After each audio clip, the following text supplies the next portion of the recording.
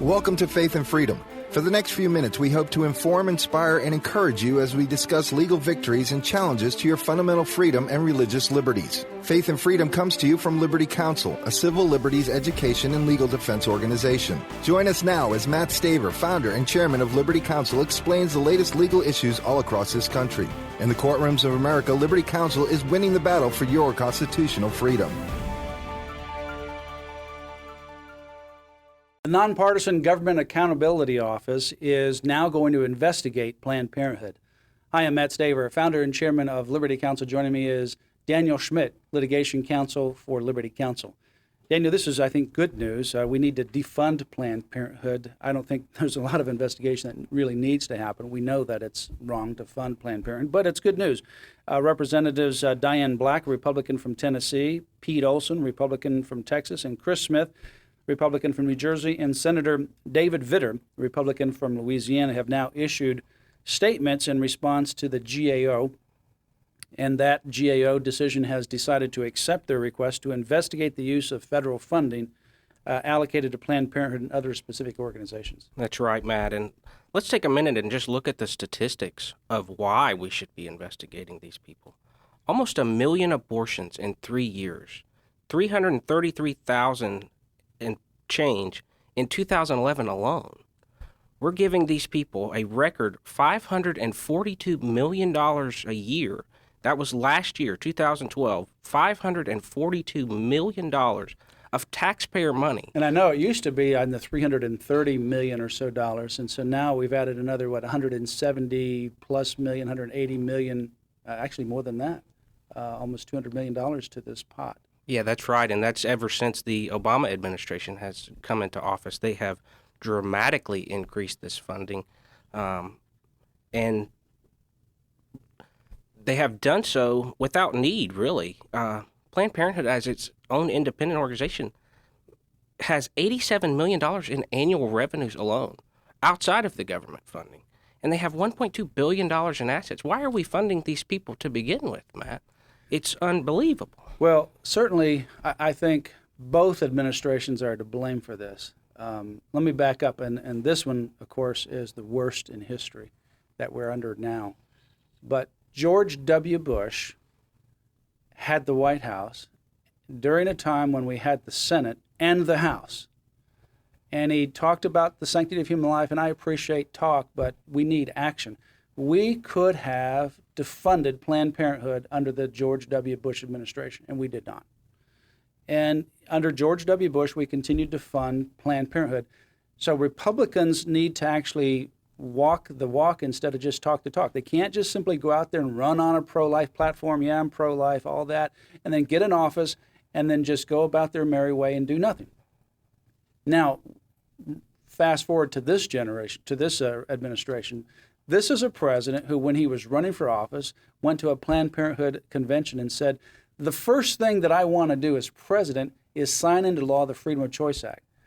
You're thinking, if somebody asks you, Daniel, if you ever got elected president, what's the first thing that you would do? What's the thing that's so passionate, driving you, that you would just want to do as president of the United States? Well, for this president, it's to obliterate every abortion restriction law in the country, all parental consent, all clinic regulations, because the Freedom of Choice Act, which he promoted, and by the way, which he co-sponsored in 2007, a few weeks after the Supreme Court upheld the law that bans partial birth abortion. In response to that decision banning partial birth abortion, a gruesome procedure, barbaric procedure, he came forth with the so-called Freedom of Choice Act because he wanted to overturn that decision.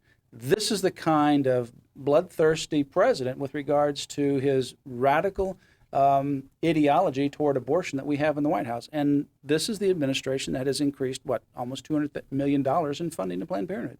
Yeah, that's right, Matt. And we so often hear from this president about, well, we need to promote, getting rid of waste, fraud, and abuse. Yet the primary reason for this investigation was that in Texas, a Planned Parenthood affiliate there just recently came to a $4 million settlement with the Department of Justice over fraudulent Medicaid claims. They were charged with falsifying records and using government funds to pay for what the investigation showed were follow-up abortions. Basically, they would come in for a different service, and they would come back later for the abortion, and it would be billed as a follow-up visit so that they could get around the federal law that prohibits federal funding of abortion. And they got caught on it. And the other thing that they were doing was they were billing Medicaid for services never required or provided. And so the question becomes, if the president is so adamant of getting rid of waste, fraud, and abuse, why don't we do a little investigation here, where we're giving over $500 million to and let me add to it. It's not thanks to the president that this issue was brought up in Texas.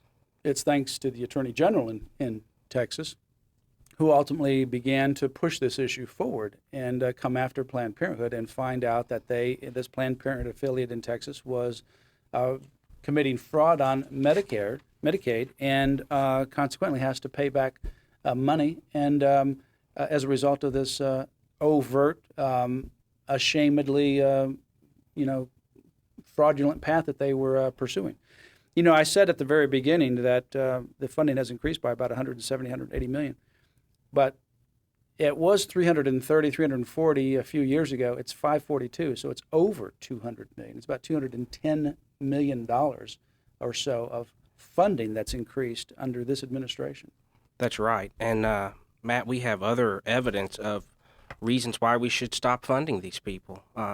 In Delaware, a former nurse of a Planned Parenthood facility has come forward and to disclose that the Planned Parenthood facility there in Delaware is providing after-hours abortions, much like the Kermit Gosnell story, where there was very little regulation. They're not doing it in a safe and sterile environment, and they're not only that, but the same Delaware nurse said that they were failing to disclose or covering up infections that these women who came to their facility had. If this was about women's health, why would we not be disclosing that these women had infections when they were discovered at the Planned Parenthood facility? I appreciate the efforts of these members of Congress and the senator for pushing forward with this government accountability investigation with regards to the funding, but only if it defunds Planned Parenthood. It's like going into Nazi Germany and say, you're committing all these horrible crimes against these people, but let's just make sure that they have a sterile environment. So our concern is that you have sterile environments, or you're committing all these atrocities against these people, and we want to make sure that you're not getting double billed or paid for throwing this person into the gas chamber. That's like, come on, people. I mean, yeah, we need to investigate this, and I applaud that. But when is America going to wake up to this absolutely atrocious Holocaust? We can't put Band-Aids on this anymore, and we got to have people in office who will look at this in the same way and wake up like those people did in history and like our soldiers did when they came to the Holocaust, and they said, how can humanity sink to these kinds of levels? When are we going to have people stand up unapologetically as politicians and say, how can humanity continue to condone this kind of barbaric behavior against our own human species? Yeah, Matt, and that gets to the core issue, doesn't it, really, about the wickedness of America and our need to repent and turn back to the Lord. Proverbs talks about those who hate God love death, and you saw that in Nazi Germany, in those Holocausts and the tragedies there, and we have our own Holocaust here because people have turned away from the Lord. And if we would just repent and turn from those ways and seek Him, we might actually change the hearts of Americans and come to a day where this Holocaust ends.